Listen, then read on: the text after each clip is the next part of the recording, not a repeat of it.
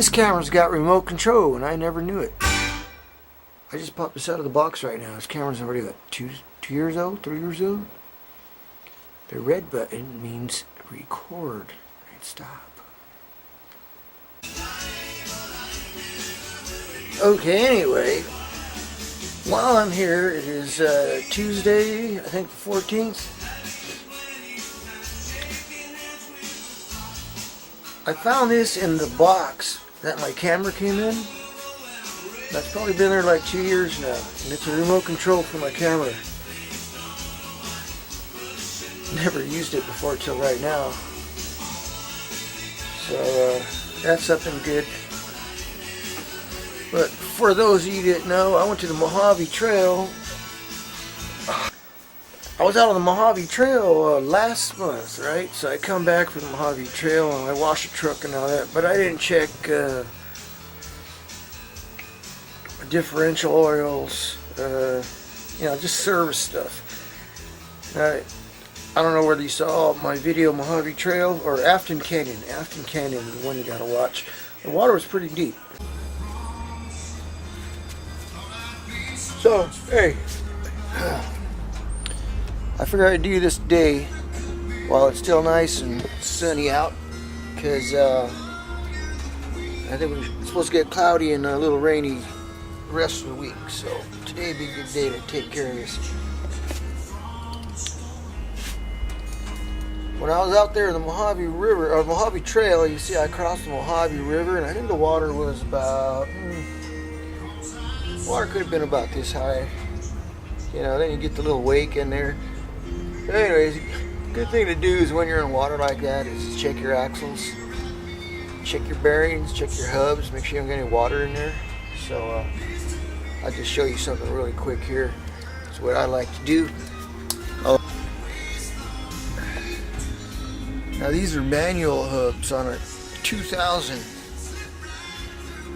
These are the manual, factory manual hubs on F250 2000. They come off real easy. Got this. Got one of these. Take that off. And you can pull the hub out. There you go. How's that?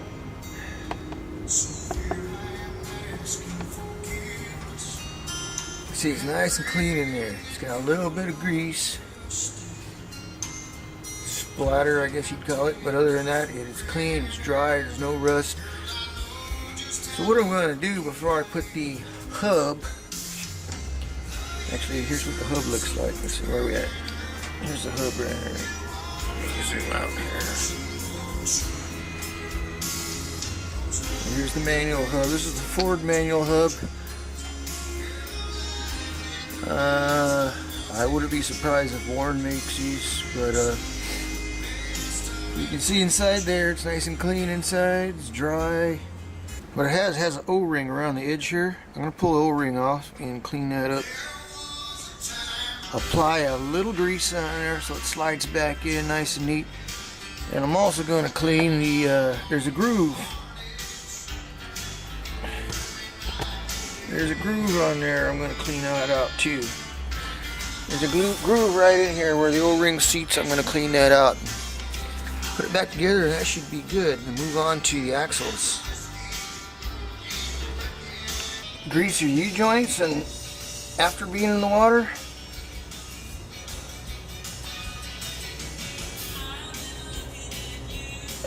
That is a little trickle of water I got out with the first pump. So I'm going to give it another one and see what happens here.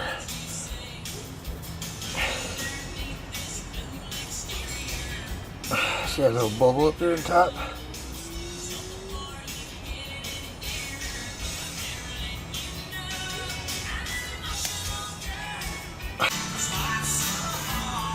Alright, this is the front of my F250. This is a 2000. And as you can see, I got the steering stabilizer mounted in front of the tie rod.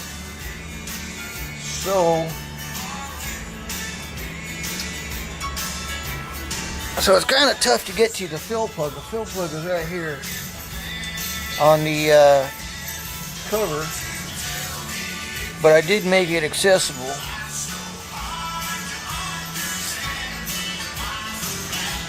So first thing I gotta do is clean the dirt off around it.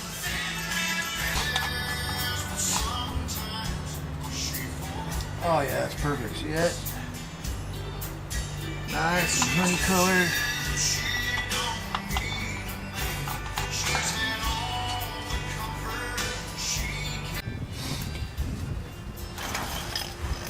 Okay, I'm now underneath the truck and the rear axle.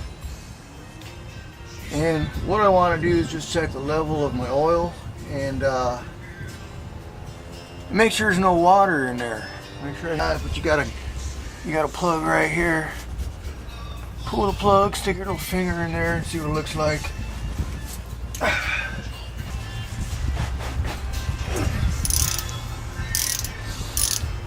That was like excessively tight.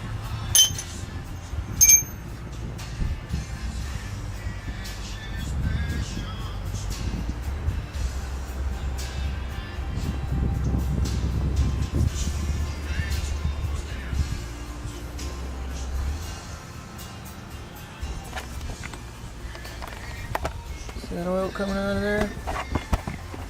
It's foamy.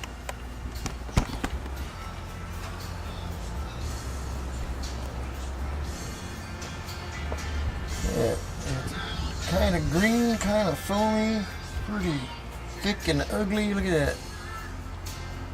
What the hell?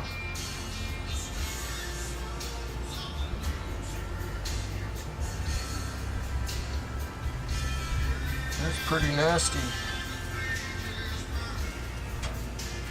Well, I guess it's time for an oil change.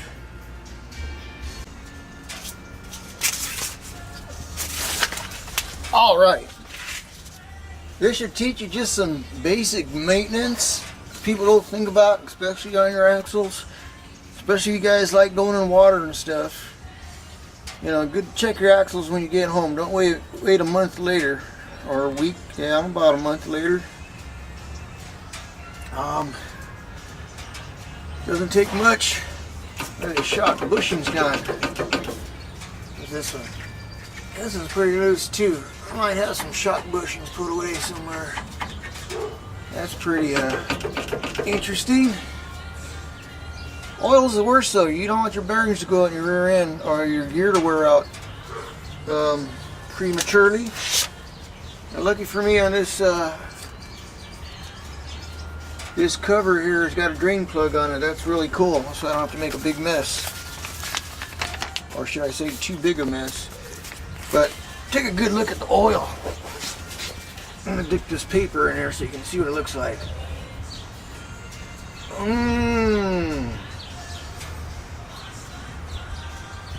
Nasty.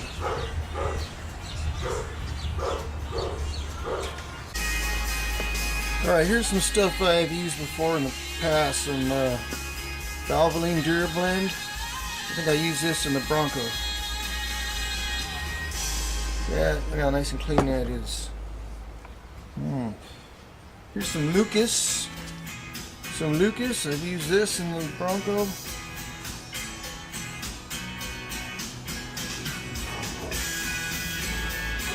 Yeah, very nice color. Looks like honey.